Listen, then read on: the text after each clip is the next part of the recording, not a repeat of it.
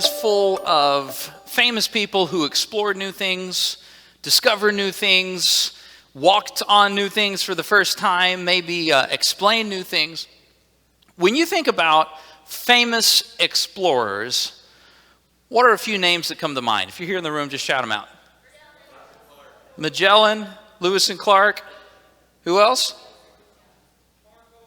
Marco Polo, right? If you've ever played in the pool, you know Marco Polo. All right. There are a bunch of those that come to mind. Christopher Columbus, Neil Armstrong. You have all of these different people who have explored cool things, who were the first man or woman to do something really spectacular. One name that's curiously missing from the room is Robert Falcon Scott. How many of you guys are like, oh, I forgot Robert Falcon Scott, right? Okay, like one, right? And we're not sure if he's being honest or if he's just like, somebody's got to raise their hand.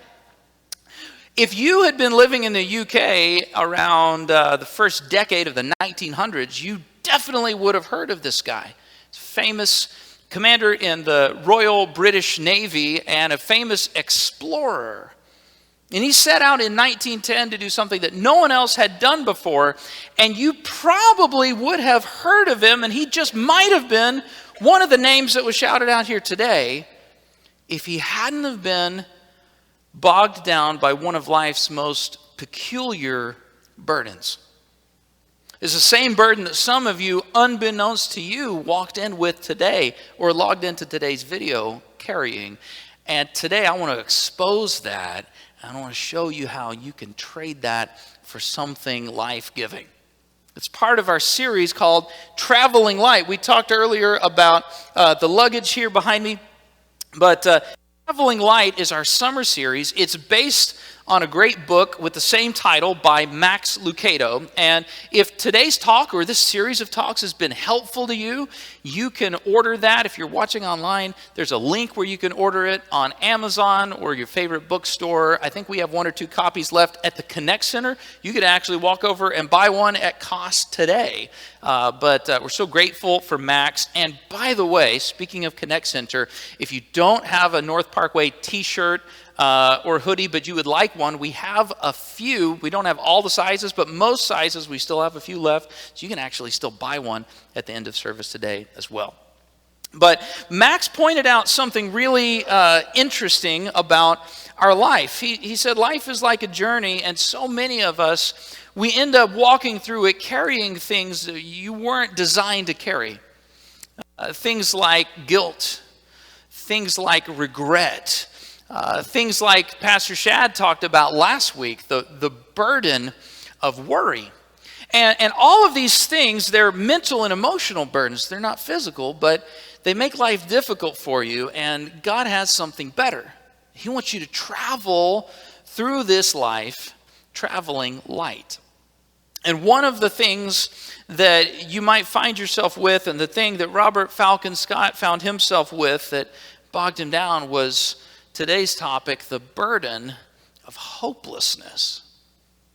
See, hopelessness is a peculiar burden. It's not a normal one. You might have walked in here with it, and if you did, you probably didn't realize that you even had it, because it's not a particularly heavy burden to bear. In fact, the weird thing about hopelessness is it's not heavy at all. Many of the things that you carry through life, maybe the burden of self-reliance, it's heavy, man. Your knees are struggling as you're carrying this through. You're trudging through. You end up exhausted and you make slow progress. Hopelessness is weird because when you open it up, there's nothing inside at all. It's empty. And it's that emptiness inside, it's that hollow, it's that missing piece that makes hopelessness such a difficult burden to deal with. Because instead of being heavy and adding stuff to your plate and wearing you down, it's what's missing that kind of makes you want to stop and sit and just kind of wait until something gets better or until he calls you home. Hopelessness is not a burden because of what it adds. It's a burden because of what it subtracts. And I want you to write this in your notes. It subtracts hope, and hope is a powerful motivator.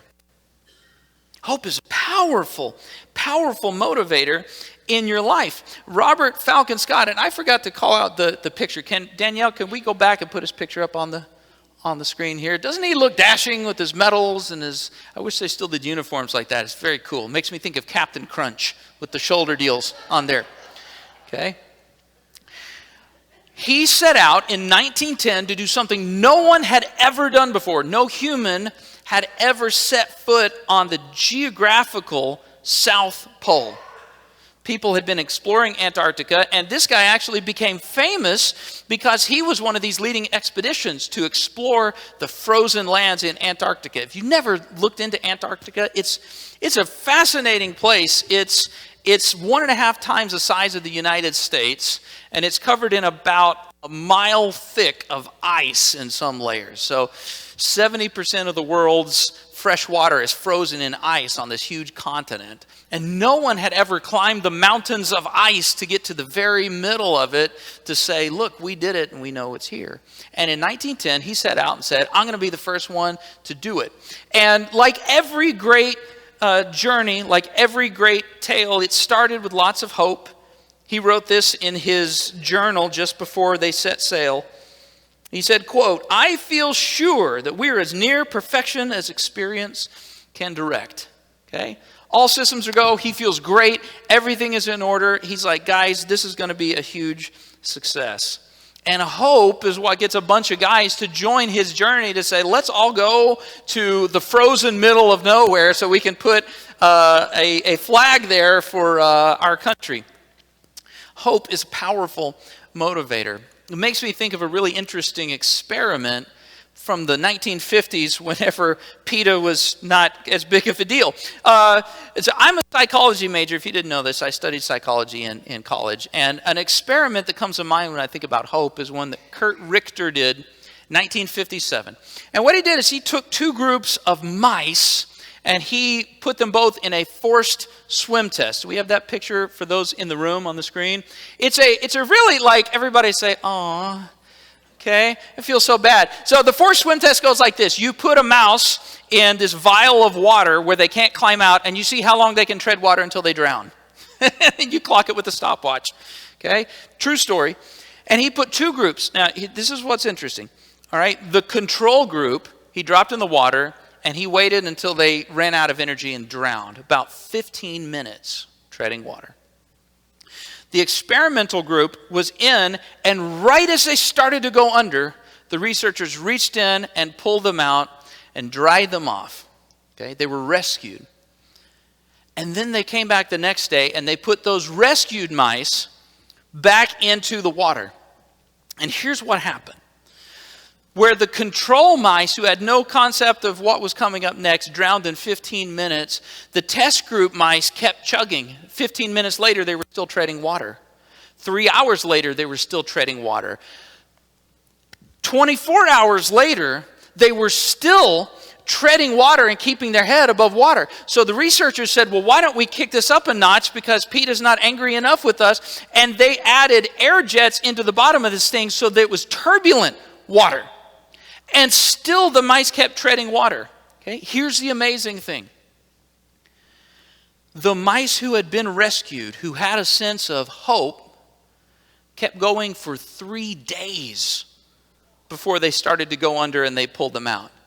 Imagine that. 15 minutes no hope, 3 days in turbulent water with hope. It's because hope is a powerful motivator. And just a little bit of hope is enough to keep you going when things look really bleak. Now, if you hear that, you're probably thinking what I would be thinking. If hope is so powerful, why doesn't everyone live every day high on hope? It's because of this, and write this down in your notes. Hope is risky.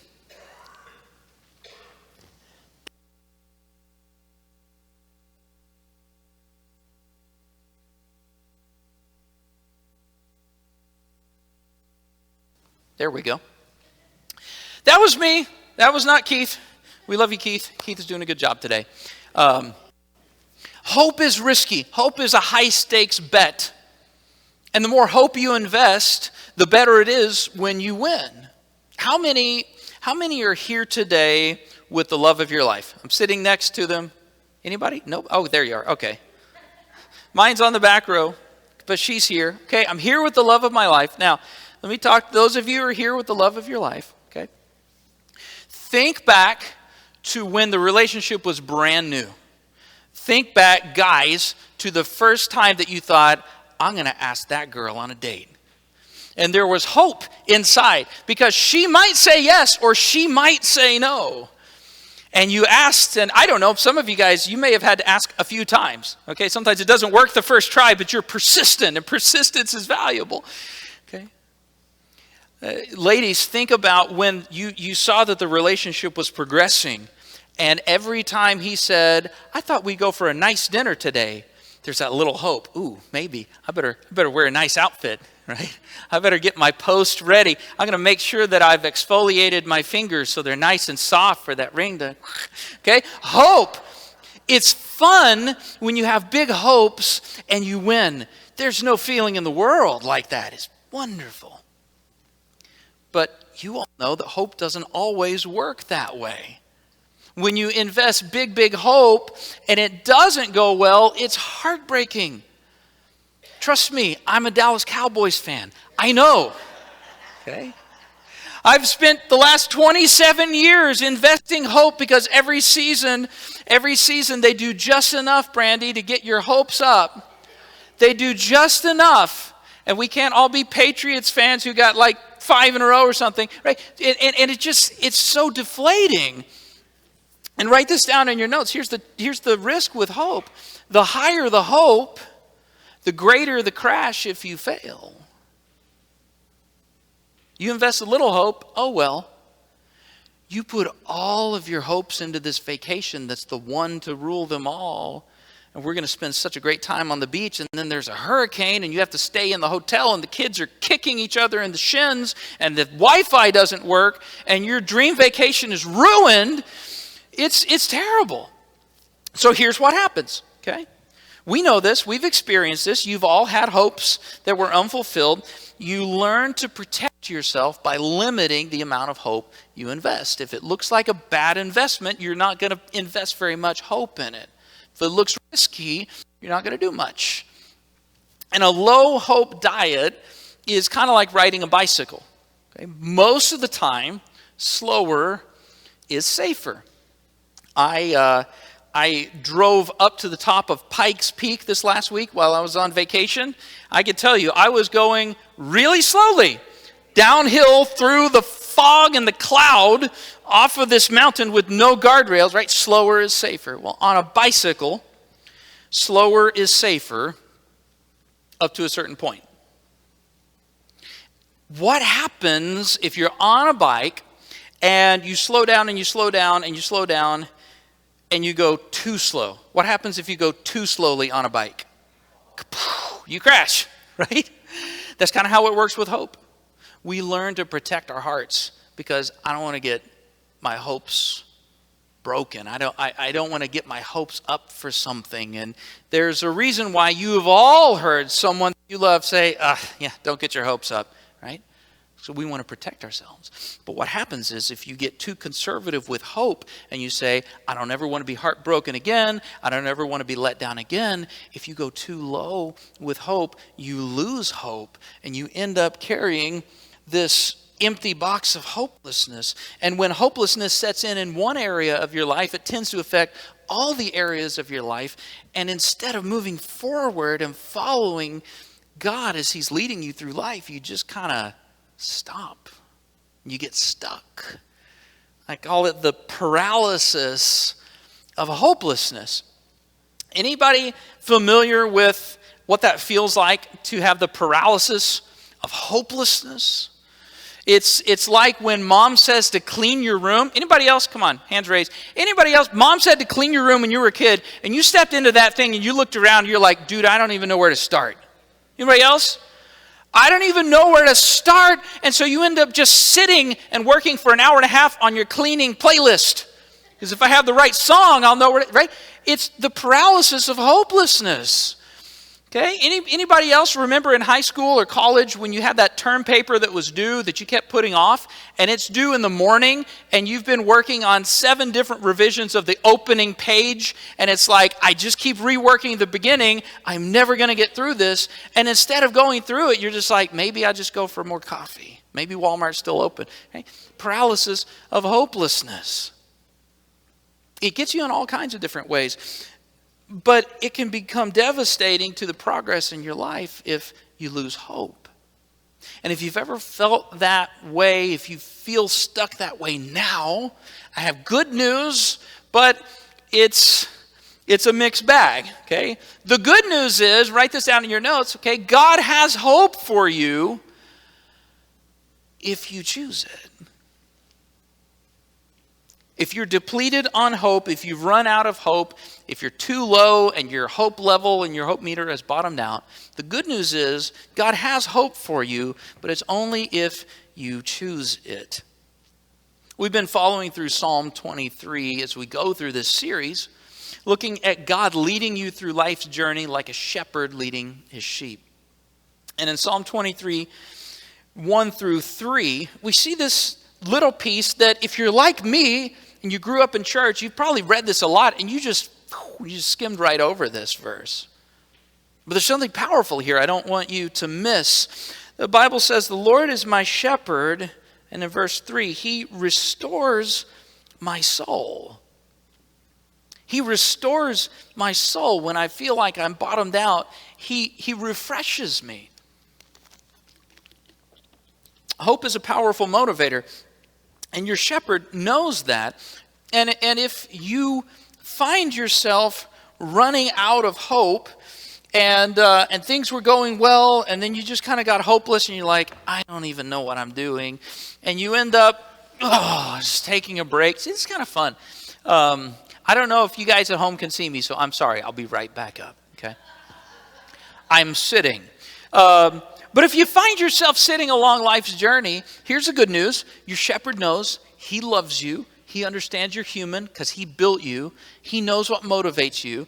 And he's not off in the next county before he turns around and says, well, where did Dan go? I don't know. We better go back and find him, right? He's, Connie, where'd she go? She's missed. No, he knows where you are. And he doesn't leave you behind. He always stops to restore your soul. But he does it with a hope that's built differently than the hope that the rest of the world measures. See, normally you look at hope like an investment. If this is a sound investment, I'll invest hope in it. If this looks sketchy, I maybe only invest a little. God's hope, write this down, is not based on circumstances. It's based on company. The hope doesn't come because things in your life get better. The hope comes because he's with you through the things in life. Hebrews 13, 5 and 6 is a wonderful promise. Maybe you know this already and you just need a refresher. The Bible says, for God has said, I will never leave you. I will never abandon you. Let us be bold then and say, the Lord is my helper, so I will not be afraid. See, what happens is when you realize that God is with you, it gives you the courage to say, whatever comes is going to be okay because he's still leading me. I'm still in the process of life's journey. And if he hasn't left, I'm still on the right path. I'm still following him. When God is with you, it doesn't make the hills that you're climbing less hilly. It doesn't just magically clear the path and make everything straight and easy. The path is still the path. But there's a reminder that the shepherd who sees everything and who's already in tomorrow, who wants what's good for you and has a beautiful future lined out for you, he's still with you every step of the path. And when that knowledge seeps down inside, when it's not just a song that says, you're never going to let me down, but it's deep in your soul, this conviction, you're never going to let me down, that causes hope to rise back up in you when it had run out. He restores your soul.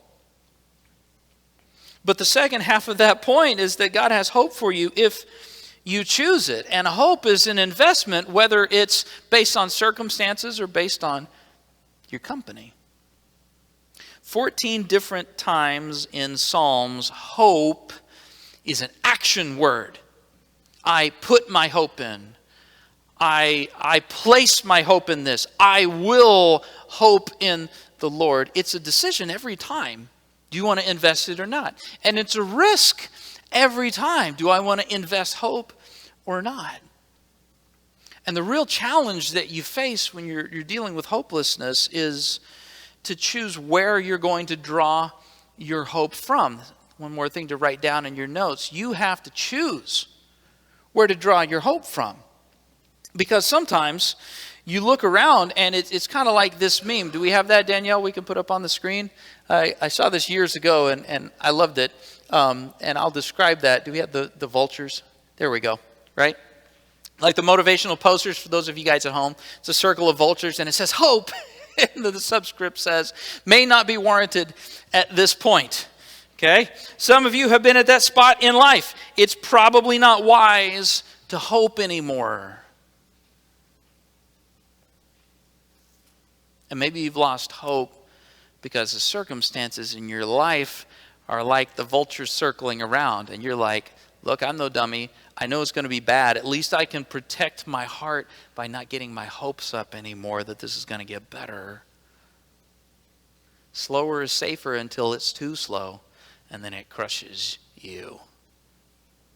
And without hope, you won't move forward in life. You'll be stuck.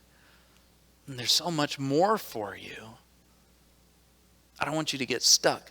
See, Robert Falcon Scott started his journey with hope, but things did not go according to plan. The plan was to sail a ship to the coast and then travel 800 miles.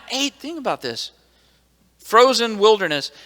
800 miles across frozen mountains until he gets to the South Pole. Well, I know this is going to sound crazy because all of you guys, when you plan vacation, it goes exactly like you planned.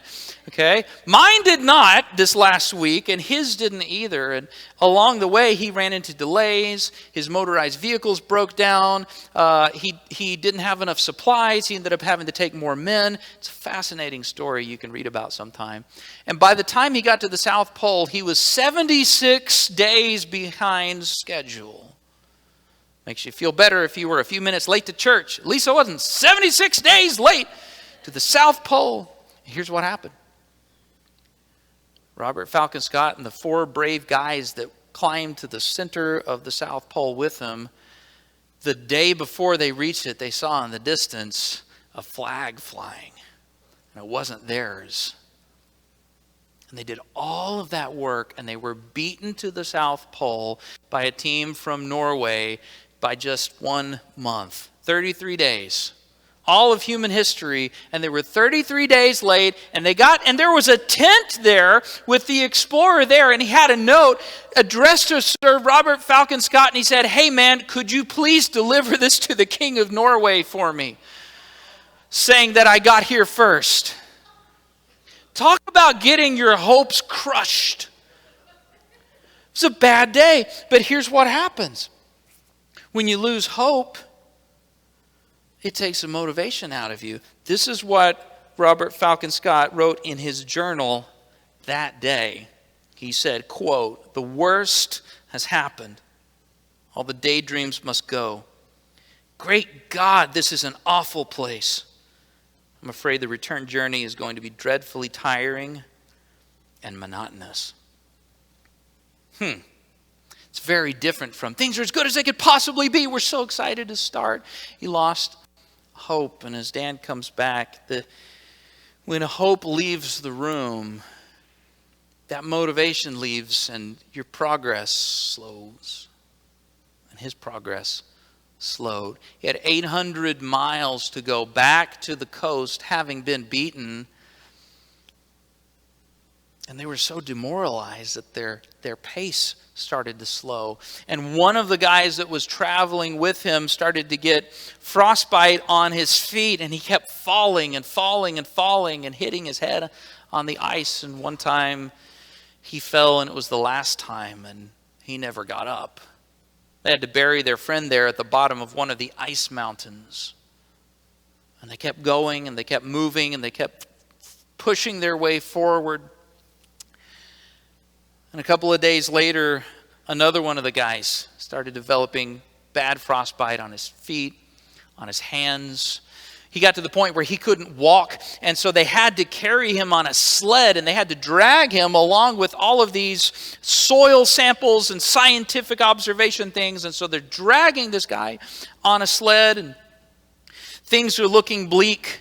And at that point, they were trying to get back to a supply depot. And he wrote this in his journal. He said, "We may find ourselves in safety at the next depot, but there's a horrid element of doubt. That risk of hope. It's that moment where you say, I want to believe things are getting better, but the evidence says no. And if the only thing in your decision engine is the circumstance around you, and the circumstance is bleak, you're not investing any hope at all." The next day or two after he wrote that, the guy who they were carrying on the sled turns to his captain in the middle of the night and says, "I need to step outside. I may be a few minutes." And he was never seen or heard from again. They're down to 3. They went about 5 miles the next day. They set up camp. There was a blizzard. They were in camp for 3 days. And they realized, I don't think we're going to get out of this, guys. Robert Falcon Scott wrote this 3 days after making camp in his journal. He said, quote, "Had we lived, I should have had a tale to tell of the hardihood, endurance, and courage of my companions, which would have stirred the heart of every Englishman. These rough notes and our dead bodies must tell the tale." Now this is interesting.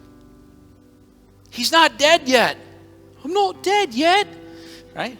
Somebody had to break the tension. Okay. Coming back. He's not dead yet. But when hope is gone, he might as well be. And Robert Falcon Scott, the famous explorer, and the 2 men that were left laid in that tent for 6 more days until they slowly starved and froze to death. And that's the entry in the history book for that guy. Now let me share the most tragic part of his story, because I think it's what makes it so gripping to me.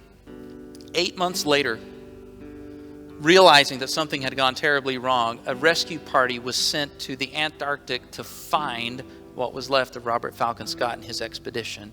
And they found him. And do you know what they found? Where he pitched that tent and stayed for 9 days, he was only 11 miles from the depot. With all the food and supplies that he would have needed to make the rest of the trip back home. He stopped, folks. He was traveling 5 miles a day. He stopped 2 days' journey short of being saved. And for 9 days he laid there and said, there's no hope anymore. Nothing will get better. And after traveling 1,400 miles across frozen mountains, he gave up 11 miles from rescue. Hope is a powerful motivator, but it's devastating when you run out. And God knows that hope is a motivator, but the enemy of your soul, he also knows that hope is a motivator for you. And make no mistake about it, there is a strategy from hell engineered to draw the hope out of your life so that you get bogged down on your journey, so that you don't have the courage to keep going on. And there are times when things will look bleak, and in that moment it's hard to choose hope. It goes against every every bit of your experience because the circumstances say, this situation is not getting better. Why would I have any hope at all? But God's hope isn't built on circumstances. It's built on the company around you.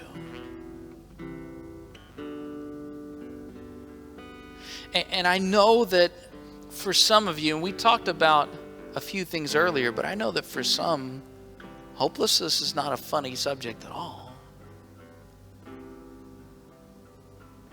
Maybe you've been bogged down with addiction and you've tried, you don't want to be stuck in that thing.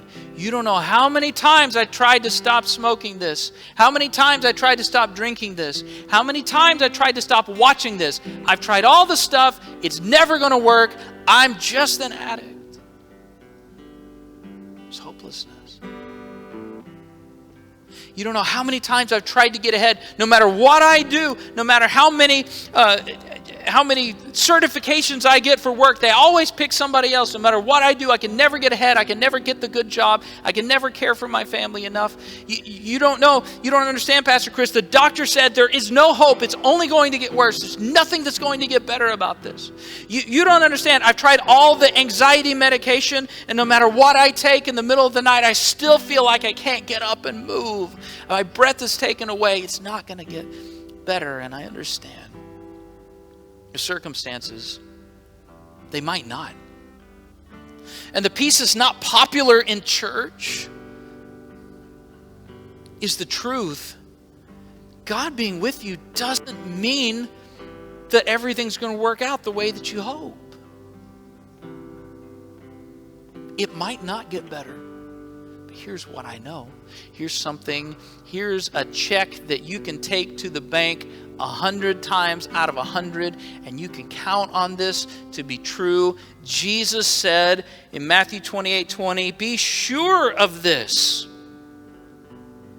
I am with you always, even to the end of the age. And if he said, I want you to be sure of one thing, I am always with you, then that tells me that if there's still a pulse, then there's still a plan.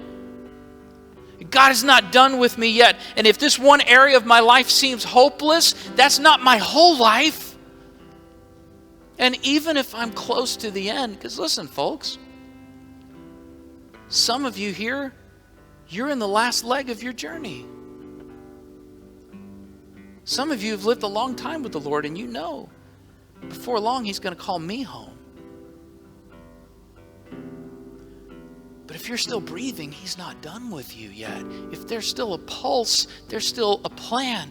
And if you abort on that plan and say, nothing's going to get any better, you're missing out on something beautiful that he has for you. The world still needs you. Please don't give up. Your family still needs you. Well, I'm not any good to them. I'm just a boat anchor. No, you're not. They need you. This church family still needs you. God still has you on this planet for a reason. He still has a plan for your life. It's not over yet. Please don't give up. If you feel hopeless, don't be paralyzed. Allow the shepherd to restore your soul by reminding you that he is still with you.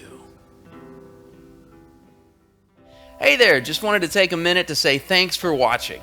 If a friend sent you this link, it's because they believe what we talked about today is going to make a positive impact in your life.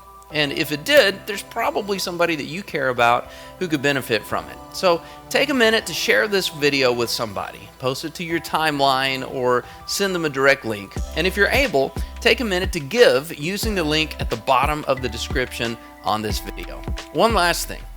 Maybe you feel a tug at your soul and you're ready to take the next step in your spiritual life and form a relationship with God.